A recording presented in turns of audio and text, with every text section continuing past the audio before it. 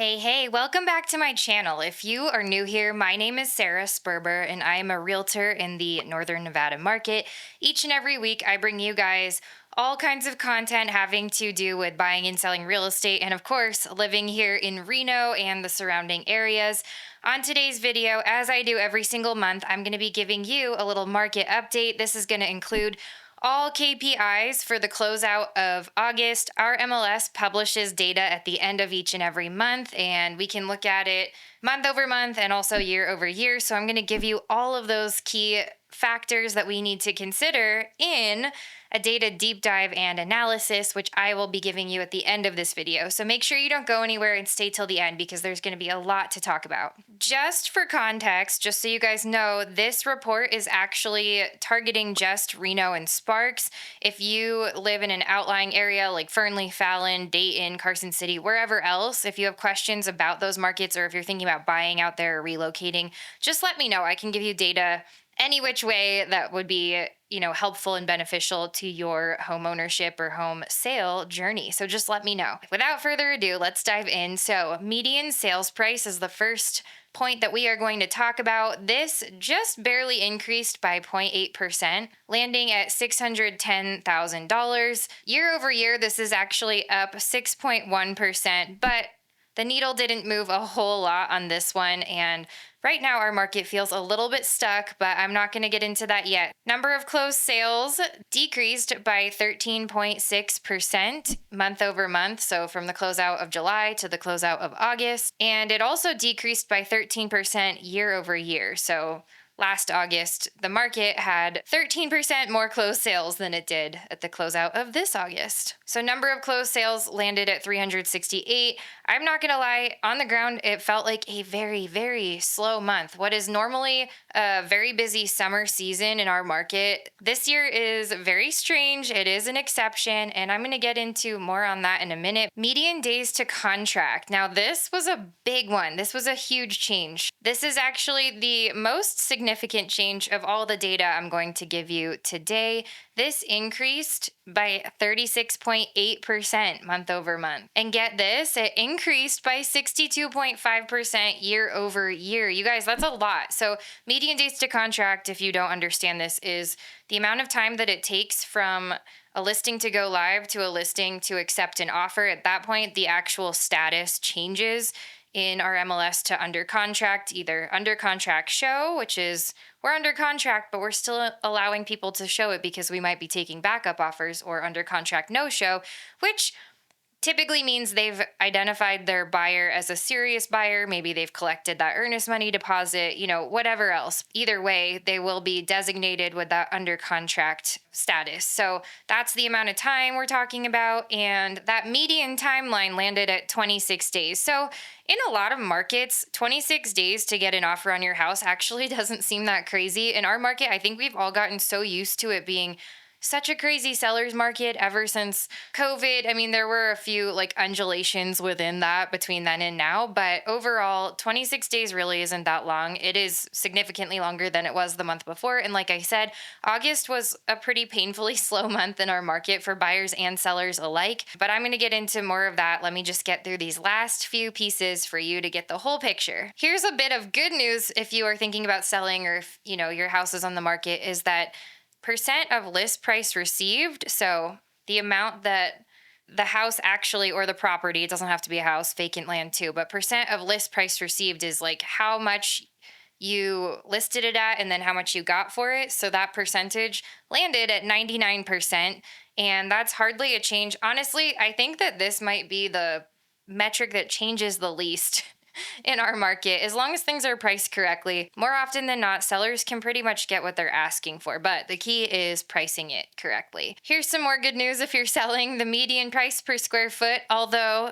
very, very minimally, did increase by 1.7% month over month, landing at $322 per square foot. This is also up 3.4% year over year. So as far as prices go, things are holding strong. Things are just sitting for a little bit longer. And I'm going to get further into this, but I will tell you that a lot of people purchased when mortgage interest rates were significantly lower. Like in the 2020 through 2022 era, we were seeing 2, 3, 3.5, maybe 4% mortgage interest rates. So people are locked into this monthly payment that feels doable, right? And so now, even though rates are coming down, and I am going to touch more on the rate situation towards the end of this video, but rates are starting to soften. They're still pretty high, especially comparable to what they were when a lot of these folks purchased. People who bought in 2020 now are hitting that like near that 5-year mark where they would normally be like, okay, time to upgrade. But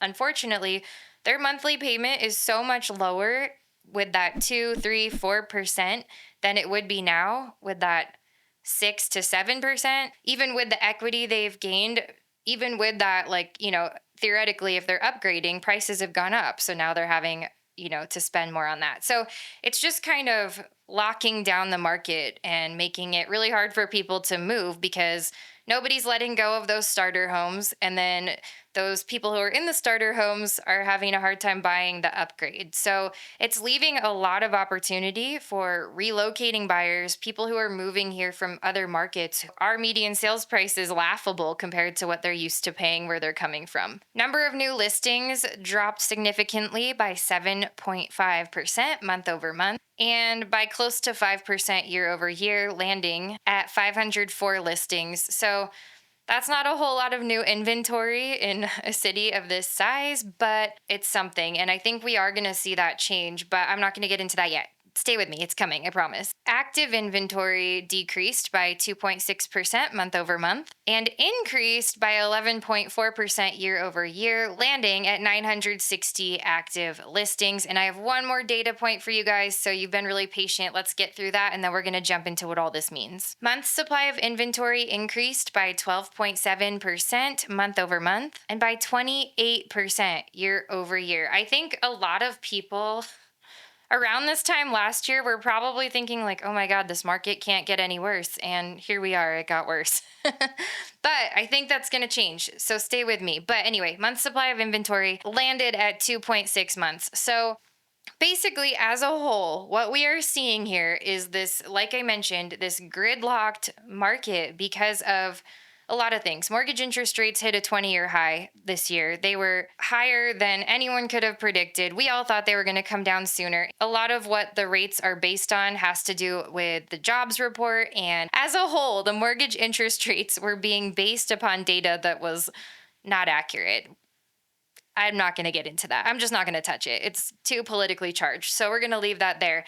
However, now that that has been acknowledged, they have come out and said that they are absolutely going to start cutting rates. They're going to have to prevent a collapse, right? As buyers can borrow money for less of a cost, it's going to help the monthly payment situation, which is going to mean that more buyers are going to be able to enter the market and play ball, which basics of supply and demand tell us that if more buyers are competing for the same listings, that's when we start to see offers over asking price. We start to see bidding wars. I mean, I don't think that we're ever, I really hope, knock on wood, I hope we don't ever see a market like we did during COVID again. That was exhausting for everyone, for buyers, sellers, agents, lenders.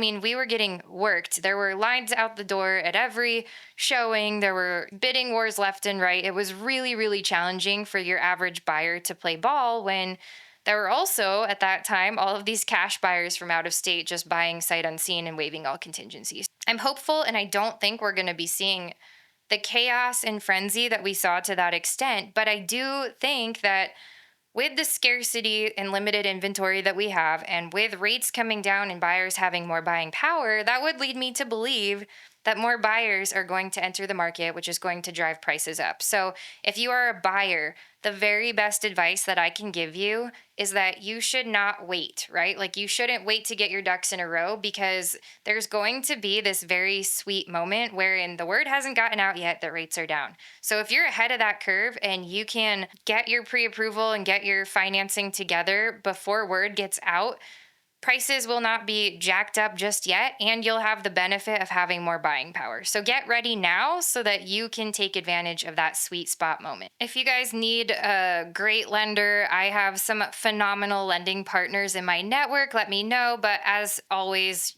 who you work with as your lender is obviously your choice. But I'm here if you need references. And on the seller side, what that means is get ready.